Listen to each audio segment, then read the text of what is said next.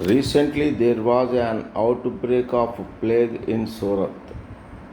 A number of persons died due to the epidemic. There were certain deaths of suspected plague in the country elsewhere. Government of India has taken a number of preventive steps not to spread the epidemic in other parts of the country. World Health Organization announced no restriction on travelers visiting the country from abroad. Appreciating the steps taken by India, it emphasized the need to reassure the world by constituting a technical advisory committee on plague to determine factors responsible for the outbreak of the disease and to recommend preventive steps. Draft a letter from the Health Secretary, Government of India to the state governments to constitute such committees and submit compliance report.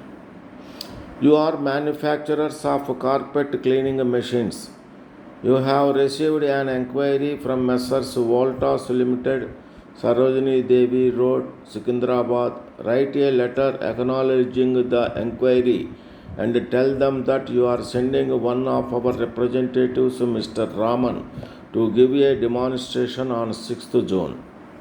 Dates for general elections to the legislative assemblies of some states have been announced by the Chief Election Commissioner.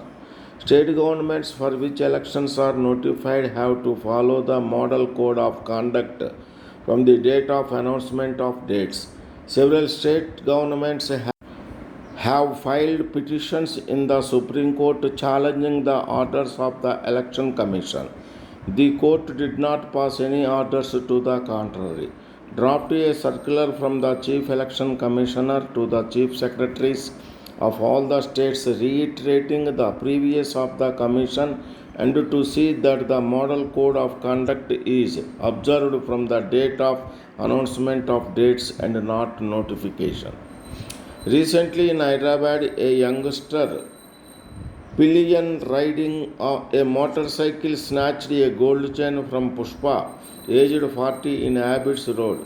Police said the lady was walking along the road when the motorcycle drew up beside her.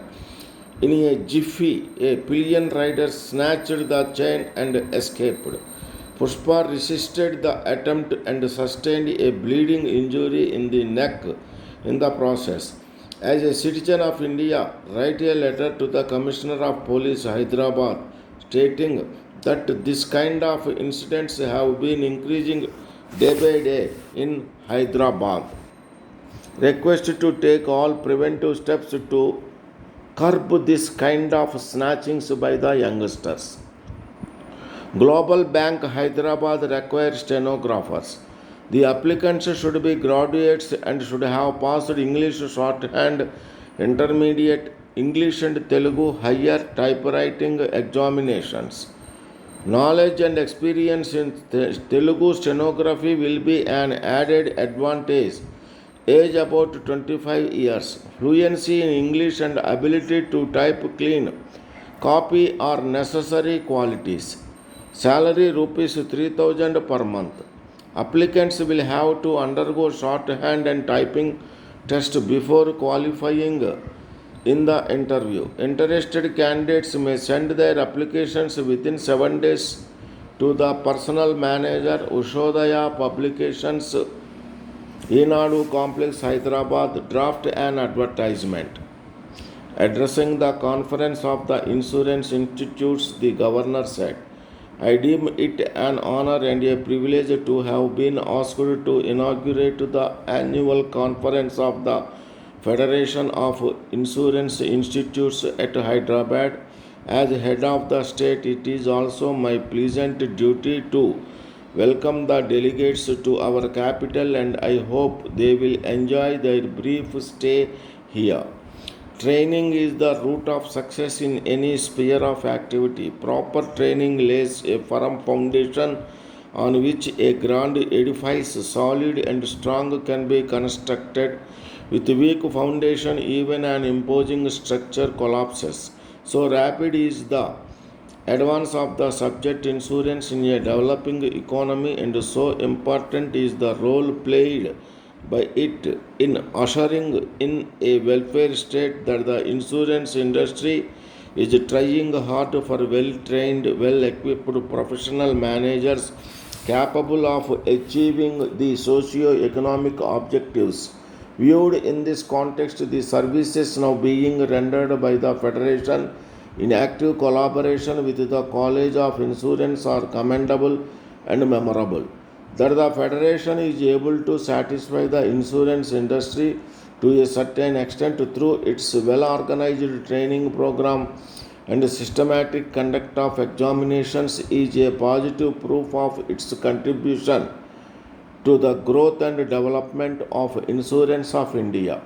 Training is a continuous process and implies acquisition of knowledge.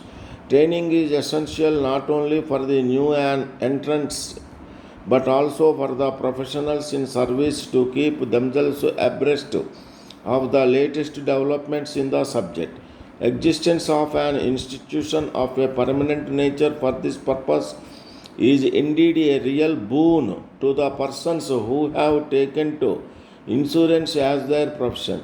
Change is the order of the day. The old order changes, yielding places to new, otherwise, one good custom should corrupt the world. A training program which is rigid and inflexible serves no purpose. In a developing economy which is rural based, such as ours, the urban slant in the program should give place to those emphasizing the importance of the rural sector. In a country which is wedded to the concept of a welfare state, any economic development program should produce happiness to the greatest in number. This would mean that the benefits of insurance should penetrate into the villages. The training program of the Federation must be designed to achieve these ends. It is not enough if the training institutes are oriented towards the socio-economic objectives.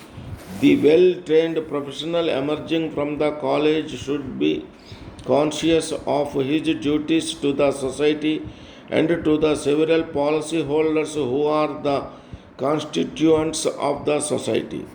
The concerned policy holder is now speedily and satisfactorily his problems are solved and his claims settled. An attitude towards the policyholders' benefit of human values is bound to recall on the official with a deleterious effect on the business of insurance. Such a situation should be avoided to all costs. The official handling a policy should be fully alive to the fact that behind a policy there is a human being anxiously awaiting assistance.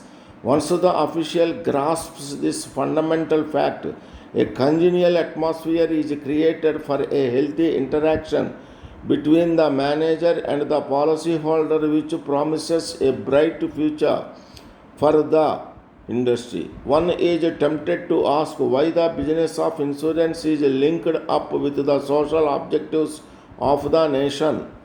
To start with both life and general insurance companies were commercial enterprises. Their spheres of operation were confined to a small section of the society in urban areas. The insurance companies were nationalized in the interest of people.